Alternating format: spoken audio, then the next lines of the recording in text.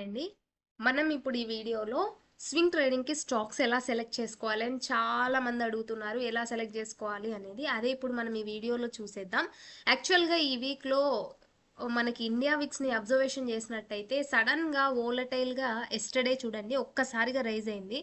ఇలా మనకి విక్స్ వోలటైల్‌గా ఉండి పెరిగింది అనంటే మనకి స్వింగ్ ట్రేడింగ్‌లో ఆపర్చునిటీస్ అనేవి తక్కువగా ఉంటాయి.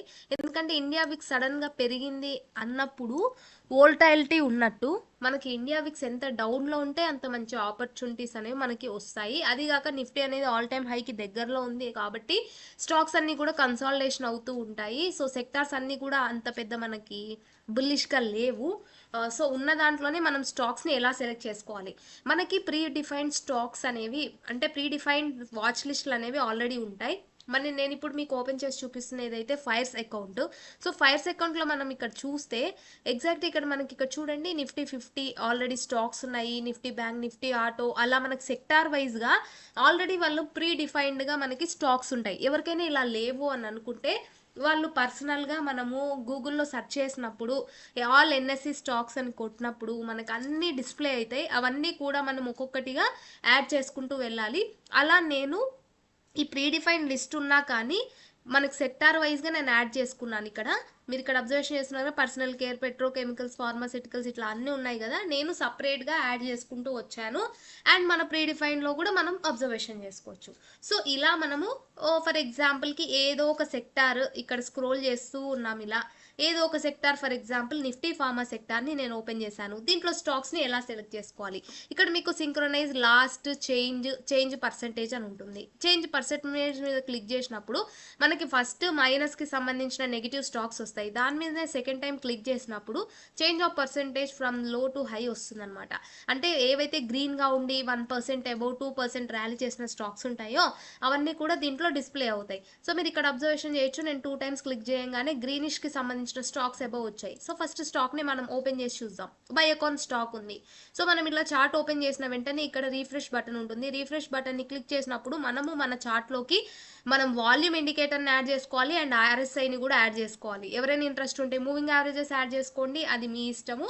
నేను ఫాలో అయ్యే పద్ధతి మాత్రం చెప్తున్నాను. ఇలా మనం యాడ్ చేసుకొని పెట్టుకున్నప్పుడు ఈ చార్ట్ని మనం అబ్జర్వేషన్ చేసినప్పుడు ఏమవుతుంది, ఈ చార్ట్లో ఫస్ట్ యాక్చువల్గా ఇది మనకి 1 డే టైం ఫ్రేమ్లో ఉంది. దీన్ని మనం మంత్లీ టైం ఫ్రేమ్లోకి చేంజ్ చేసి అబ్జర్వేషన్ చేయాలి. అసలు ఎలా ఉంది అంటే ఇక్కడ మనము మంత్లీ టైం ఫ్రేమ్లోకి ఫస్ట్ టైం ఫ్రేమ్ హయ్యర్ నుంచి లోకి రావడం వల్ల మనకి అసలు ఆ చార్ట్లో ఏం జరుగుతుంది అనేది నీట్గా క్లారిటీగా అర్థమవుతుంది. సో ఇక్కడ మనకి బయోకాన్ చార్ట్ చూసినప్పుడు మనకి మంత్లీ టైం ఫ్రేమ్లో ఒక ట్రెండ్ లైన్ని మనం డ్రా చేసుకోవచ్చు. సో ఇక్కడ 2 touch points minimum trend line draw చేయడానికి మనకి 2 పాయింట్స్ టచ్ అవుతూ ఉండాలి. ఒకటే పాయింట్ ఉంటే మనం ట్రెండ్ లైన్ని డ్రా చేయలేము. ఎన్ని పాయింట్స్ టచ్ అవుతుంటే అంత బాగా మనకి కనిపిస్తుంది.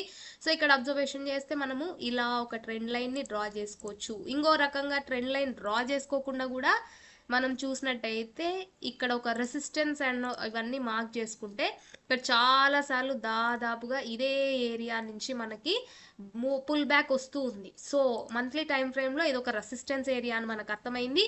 సో వీక్లీలో కూడా అబ్జర్వేషన్ చేస్తే చూడండి క్యాండిల్స్ అన్నీ కూడా ఇదే రేంజ్లోనే కన్సాలిడేషన్ అవుతూ ఉన్నాయి. అండ్ పోయిన వీక్ అంతా కూడా మనకి ఫాల్ వచ్చింది, అక్కడి నుంచి బ్రేక్ అయింది బట్ సస్టైన్ అయితే అవ్వలేదు. సో దీన్ని 1 డే టైం ఫ్రేమ్లోకి మనం చేంజ్ చేసుకొని రీఫ్రెష్ చేసి చూసినప్పుడు చూడండి ఎంత ఎగ్జాక్ట్గా మనకి ఒక రెసిస్టెన్స్ ఏరియాని మార్క్ చేసుకోగలిగామో. సో ఇక్కడ బ్రేక్అవుట్ అయితే వచ్చింది బట్ సస్టైన్ కాలేదు. సో దీంట్లో ఎంట్రీ ఎప్పుడు తీసుకోవాలి, మనం అలర్ట్ని ప్లేస్ చేసుకోవాలి. ఎగ్జాక్ట్గా ఈ లెవెల్ ఎప్పుడైతే ఉందో ఈ లెవెల్ 409 410 ఈ లెవెల్ని మనం క్రియేట్ అలర్ట్ అని పెట్టుకుంటే అది వచ్చినప్పుడు మనకి ఆటోమేటిక్గా అలర్ట్ అనేది ప్లేస్ అయిపోతుంది. సో అక్కడికి వచ్చాక మనం అబ్జర్వేషన్ చేసి అక్కడ మనకి హోల్డ్ అయింది క్యాండిల్ ఈ లెవెల్ కన్నా అబోవ్ అని అంటే మనం ఎంట్రీ తీసుకుంటాం. ఇలా ప్రతి స్టాక్ని మనము అనాలిసిస్ చేసుకోవాలి. ప్రతి సెక్టార్ ఇట్లా నిఫ్టీ ఫార్మా ఉంది ఫర్ ఎగ్జాంపుల్, ఇంకొక సెక్టార్ చూద్దాం నిఫ్టీ రియాలిటీ ఉంది. ఇక్కడ మళ్ళీ చేంజ్ మీద 2 టైమ్స్ క్లిక్ చేయగానే అసలు అంతా కూడా బేరిష్గానే ఉంది కాబట్టి మొత్తం కూడా దీంట్లో రెడ్గానే ఉంది. సో మనం అవాయిడ్ చేద్దాం ఇది. తర్వాత నెఫ్ట్ ఎనర్జీ చూద్దాం. సో చేంజ్ ఆఫ్ పర్సంటేజ్ మీద 1%, ఏది ఇది సెక్ స్టాక్. ఇక్కడ అబ్జర్వేషన్ చేస్తే చూడండి మనకు వాల్యూమ్ ఏం పెద్దగా లేదు, వాల్యూమ్ మూవింగ్ యావరేజ్ కన్నా అబౌవ్ లేదు, ఆర్ఎస్ఐ కూడా అబౌవ్ 60 ఉండాలి యాక్చువల్గా, ఇక్కడ కూడా లేదు. సో వీటిని అవాయిడ్ చేసేద్దాం. నెక్స్ట్ సెక్టార్ చూసేద్దాం. హెల్త్ కేర్ సెక్టార్ ఆల్రెడీ ఇందాక చూసాం కదా. నిఫ్టీ ఇన్ఫ్రా చూద్దాము. దీని మీద క్లిక్ చేసినప్పుడు మనకి 1% కన్నా అబోవ్ మూమెంటం వచ్చింది. Max health care limited stock.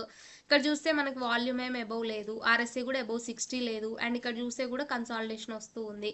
So next మళ్ళీ అలా ప్రతి స్టాక్ని మనం చూసుకుంటూ రావాలి. నిఫ్టీ కమోడిటీస్ ఉంది, చూద్దాం. దీంట్లో ఉంది ఏపీఎల్ అపోలో, చూడండి ఎంత బేరిష్గా ఉందో. ఆర్ఎస్ఐ డౌన్వర్డ్ ఉంది, సో మనం సెలెక్ట్ చేసుకోము. అండ్ స్టాక్స్ అన్నీ కూడా నెగిటివ్గానే ఉన్నాయి దీంట్లో. అండ్ నెక్స్ట్ మనం హెల్త్ కేర్ చూద్దాం. హెల్త్ కేర్లో ఇందాక మనం మ్యాక్స్ హెల్త్ ఓపెన్ చేసాము, ఇది కూడా ఇట్లా ఉంది. సో నిఫ్టీ ఆటో ఓపెన్ చేద్దాము. నిఫ్టీ ఆటో ఓపెన్ చేసి మళ్ళీ చేంజ్ ఆఫ్ పర్సెంటేజ్ మీద క్లిక్ చేసి చూసినప్పుడు మారుతి స్టాక్ చూడండి ఇక్కడే కన్సాలిడేషన్ అవుతుంది. అండ్ మనకు రెసిస్టెన్స్ ఏరియా దగ్గరలో ఉంది. కన్ఫర్మేషన్ క్యాండిల్ ఏం లేదు. మహీంద్రా అండ్ మహీంద్రా కూడా అంతే, ఆల్ టైమ్ హైలో ఉంది, బట్ కన్ఫర్మేషన్ క్యాండిల్స్ ఏం లేవు. అండ్ బాలకృష్ణ ఇండస్ట్రీస్ కూడా అంతే. సో ఇలా మనం అన్ని స్టాక్స్ని సెలెక్ట్ చేసుకోవాలి. నేను అలా స్టాక్స్ అన్ని సెలెక్ట్ చేసుకొని ఒక లిస్ట్ ప్రిపేర్ చేశాను ఈ రోజు కోసం. సో ఫస్ట్ స్టాక్ని ఓపెన్ చేసి చూపిస్తున్నాను, నారాయణ హృదయాలయ స్టాక్.